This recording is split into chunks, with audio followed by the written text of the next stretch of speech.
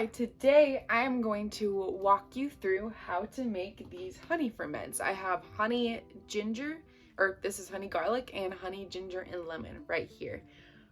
These honey ferments are super beneficial to our immune systems, specifically during cold and flu season.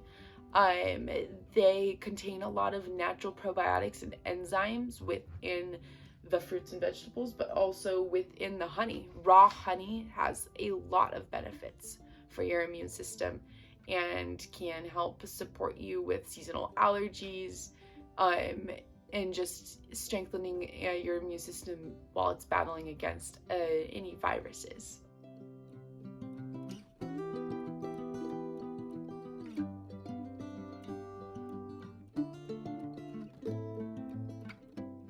Alright, so after you've sliced all of your lemon and thinly, I used a peeler to like kind of shred this ginger.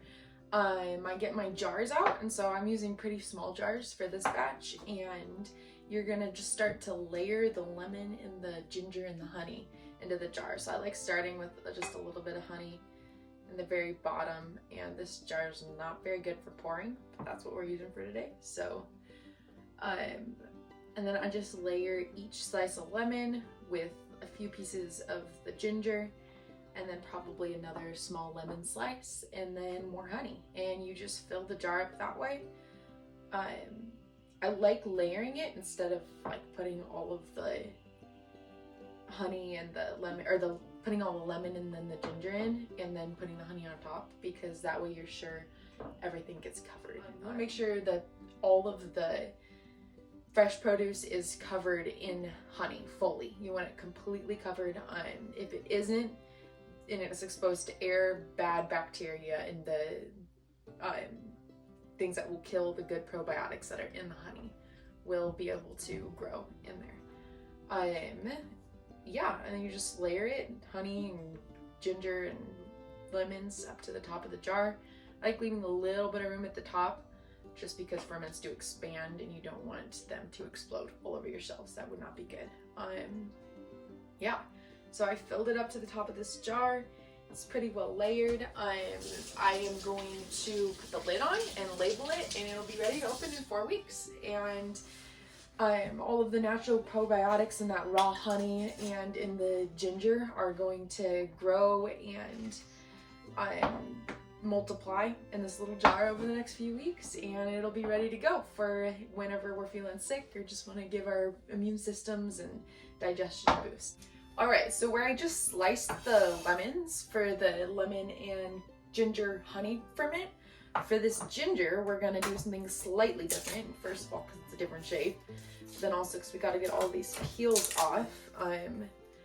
We'll just cut off the little ends right here where they attach to the rest of the little garlic plant, and I like crushing them like this, and this helps get the skin off as well as opens up your little garlic clove to the honey that it's going to be sitting in, and allows those good probiotics and enzymes to be released. So I'll take the peel off and throw that away, and use these little crushed cloves right here and put them in my jar. And I don't need to layer this one as much because the honey will be able to get down to the bottom. So I'm just gonna fill up this jar with these little garlic cloves and little peeled organic garlic cloves, and we will add the honey to it. Alright, so I'm back here with my full jar now of these crushed and peeled garlic cloves and my little jar of raw honey, and I'm just gonna fill it up. It's super easy. It's a lot easier actually than I think the lemon ginger honey one, just because you don't have to layer it, but I'll let that sink down. Again, you just want to make sure it's fully covered and that you do leave a little bit of space at the top. This is a small jar, so I don't have to leave that much space, but in a bigger jar, you might even have to leave up to like 1 inch or 1.5 inches of space for the ferment to expand, or for the air in there to expand, because it will, and it will explode all over your shelves, which we don't want to happen. So I'll just fill her up, make sure that you get all the air out, and that it's fully submerged and you're ready to go.